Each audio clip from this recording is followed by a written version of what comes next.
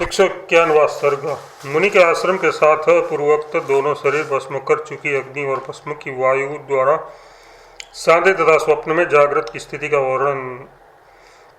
अन्य मुनि ने कहा, मुनि वहां पर मैं वे दोनों शरीर, आश्रम, नगर, वे सब घर और सब पेड़ सबके सब अग्नि द्वारा सूखे हुए तिनके के समान झटपट राख बन गए और अत्यंत संताप से जिनकी शिला तक चटक गई थी, ऐसे उस आश्रम में विद्यमान तुम्हारे सोए हुए दोनों शरीर भस्म हो गए। संपूर्ण वन को पूर्व रूप से जलाकर वह आग जैसे सारे समुद्र को पीकर अगस्त जी विरत हुए, वैसे ही पहले अंगार मात्र शेष होकर शांत हुई, तदुपरांत अदृश्य हो गई।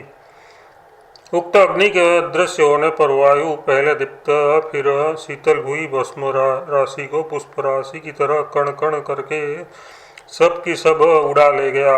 उसके उपरांत न मालूम वह आश्रम कहाँ गया और वो यही भी नहीं मालूम होता कि वे दोनों शरीर कहाँ गए। बहुत से लोगों का पीटारी रूप निवास स्थान व नगर जागृत पुरुष के स्वप्न नगर की तरह न मालूम कहाँ चला गया। जब इस तरह आपका तथा उस प्राणी का शरीर अभाव को प्राप्त हो गया, तब आप स्वप्न के भ्रम से ग्रस्त थे और अब स्वप्नमय शरीर रूप से आपकी संविद स्फुरित होती है। इसलिए जलने के कारण कहाँ बाहर निकलने का द्वारभूत उसका गले का छिद्र, कहाँ आपका वह विराट पुरुष प्राणी, क्योंकि ओज के साथ ही जले हुए उसका ओज सहित ही तुम तुच्छ शरीर जलकर राख हो गया है। मुनि, इस कारण आपको वे दोनों शरीर प्राप्त नहीं हुए। अब जिसका कोई पारावार नहीं है, ऐसे स्वप्न संसार रूपी जागृत में स्थित है। जागृत और स्वप्न का भेद नहीं है, ऐसा जो पहले कहा था उसका हमने स्पष्ट निर्देश कर दिया। इस आशय से कहते हैं, सुंदर आचरण वाले मुनि जी, इस तरह आपका ये स्वप्न ही जागृत बन गया। यहाँ हम सब लोग आपके स्वप्न पुरुष हैं, आप हमारे स्वप्न पुरुष हैं और हम आपके स्वप्न पुरुष हैं। ये चिदाकाश ही सर्वदा तीनों अवस्थाओं में अद्वितीय स्वभाव में स्थित है। पहले स्वप्न पुरुष होते हुए भी जब से आपको मैं जागृत पुरुष हूँ ऐसी प्रतीति हुई, तब से जागृत पुरुष बनकर गृहस्थ आश्रम में स्थित है। जैसे घटना घटी थी वह मैंने अधोपांत संपूर्ण आपसे कही। यदि मेरे वो कथन पर संदेह हो तो आप भी ध्यान से इस अद्भुत दृश्य को स्वयं पूर्ण रूप से देखेंगे। इस तरह आदि मध्य रहित अनंत रूप ये संवेद घन चिन्यात्मा ही अपनी विकसन शक्ति के उछाल से चंचल शरीर होकर अपने में दुष्कर्मों के फलरूप खराब, सत्कर्मों के फलरूप उत्तम और मिश्रित कर्मों के फलस्वरूप मिश्रित विकास रूप सृष्टियों द्वारा आकाश में सुनहरे प्रकाश की भांति विकसित होता है, अन्य नहीं। इसको 191वां सर्ग समाप्त। 192वां सर्ग। अन्य मुनि द्वारा मुनि जी की स्वप्न पदार्थों की सत्यता शंका का निवारण। मुनि ने कहा, व्याघ्र, ये कहकर रात्रि के समय वह मुनिराज अपने बिस्तर पर चुप हो गए। तदुपरांत हमारे आश्चर्य के मैं भी आंधी के बवंडर में पड़ा हुआ सा हो गया। तदनंतर बहुत देर बाद सन्नाटा भंग करते हुए मैंने कहा, हे मुनि प्रवर, हे विभो, अब तो इस प्रकार सारा स्वप्न यथार्थ है ऐसा मैं समझता हूँ। मैं मतिह कहने से असंभावना द्वारा आश्चर्य प्रकट किया। अन्य मुनि ने कहा, हे मुनि, यदि जागृत वस्तु सत होती तो यह स्वप्नादि सत है, यूँ आश्चर्य होना ठीक था। किंतु जहाँ पर ये जागृत दृश्य ही मिथ्याभूत है, वहाँ पर स्वप्न की सत्यता का क्या कहना है। यथार्थ वह तो नितांत मिथ्याभूत है। जैसे स्वप्न का भान होता है, वैसे ही आदि में इस जागृत दृश्य का भी भान होता है। ये जागृत पृथ्वी आदि से रहित होने पर भी पृथ्वी आदि से युक्त प्रतीत होता है।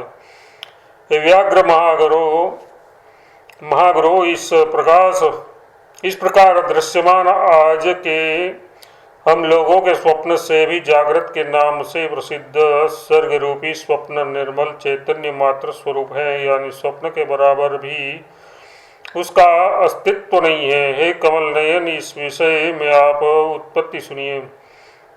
जागृत काल में देखे गए पद और उसके अर्थ द्वारा बुद्धि में अपना संस्कार डालने से स्वप्न वाले आपको रात्रि में स्वप्न में स्वाप्निक शब्द और उसके अर्थ की प्रतीति हुई। संस्कार आदि की सामग्री होने से भले ही स्वप्न सत्य हो सकता है, किंतु सृष्टि के आदि में प्रसिद्ध सर्ग रूप स्वप्न पूर्वदृष्ट अर्थ वाला होकर ही आकाश में विराजमान होता है, यानी चिर प्रलय का महान व्यवधान होने पर पूर्वानुभव संस्कार आदि का सर्वथा उच्छेद हो जाने से ये सर्ग स्वप्न की अपेक्षा भी अति तुच्छ ही है। उसके बराबर भी इसका अस्तित्व नहीं है, ये उपपत्ति है, ये भाव है। इस प्रकार जागृत प्रपंच के अधिक मिथ्या होने पर हे विभो सारा स्वप्न सद्रूप है, यथार्थ है, ऐसा मेरी समझ में आता है। यूँ मति पद से संदिग्ध सी सूचित करते हुए क्यों कहते हो? स्फुट रूप से अनुभूत इस स्वगुरु का अनुभव कर मेरे उपदेश से फिर स्वप्न ध्यान में आपका उद्यम कैसे हुआ? क्योंकि कोई स्वप्न देखने वाला ये स्वप्न मिथ्या है ऐसा स्वप्न देखते समय नहीं जानता, ये तात्पर्य है। जगत का सत रूप से ही अनुभव कर रहे आपके जगत असत है या नहीं, संदेह में कोई चीज भी नहीं है, ऐसा कहते हैं। हे मुने, जब आप इस प्रकार इस विस्तार युक्त स्वप्न जगत का स्पष्ट रूप से ये सत ही है ऐसा अनुभव करते हैं, तब उसमें है या नहीं है ये संदेह कैसे हो सकता है? इसके बाद ये सब कह रहे उन मुनि महाराज के वचन प्रवाह को एक प्रकार प्रश्न उचित कर मैंने बीच में रोक दिया और उनसे पूछा, महाराज मेरी व्याघ्र गुरुता कैसे है, यानी मैं व्याघ्र का गुरु कैसे हूँ, कृपया मुझे बतला दीजिए। अन्य मुनि ने कहा, है महामते, मेरे इस आख्यान को सुनिए। मैं दूसरा आख्यान आपसे संक्षेप में कहता हूँ। मेरे विस्तार युक्त आख्यान का तो अंत मिलना भी कठिन है। हे मुनि, मैं दीर्घ तपस्वी हूँ और आप अत्यंत धार्मिक हो। मैं जब तक आप व्याघ्र गुरु होंगे तब तक यहीं पर हूँ। आप भी ये मेरा सत्य वचन सुनकर यहीं अपने घर पर ही रति को प्राप्त होंगे। यहाँ पर स्थित हुए मुझे अनुगमन भक्ति आदि सत्कार से आप नहीं छोड़ेंगे। मैं भी आप लोगों के साथ यहाँ पर रहूँगा, ये निश्चय है। ये साधु, तदनंतर कुछ वर्षों के बीतने पर यहाँ तुम्हारे सब बंधु बांधवों का दुर्भिक्ष से विनाश हो जाएगा। उसी समय वैर बल आदि से युक्त उन्मत्त हुए सीमांत प्रांत में स्थित छोटे मोटे राजाओं के आपसी युद्ध से इस गांव के अधिकांश प्राणी मर जाएंगे। बचे खुचे थोड़े से जीव भी गांव छोड़कर भाग जाएंगे। उसके बाद आपस में एक दूसरे से आश्वासित एवं दुख का नाम निशान न जानने वाले शांत विदित वेद्य ज्ञात ज्ञेय होने के कारण दोनों एक से तथा सकल पदार्थों में निष्पृह समान आचरण वाले हम दोनों यहीं एक निर्जन जगह में कहीं पेड़ों के झुरमुट के बीच चंद्रमा और सूर्य के समान निवास करेंगे। हमारे निवास करने से इस अरण्य में समय बीतने पर लता वृक्षों का उत्तम वन उग जाएगा।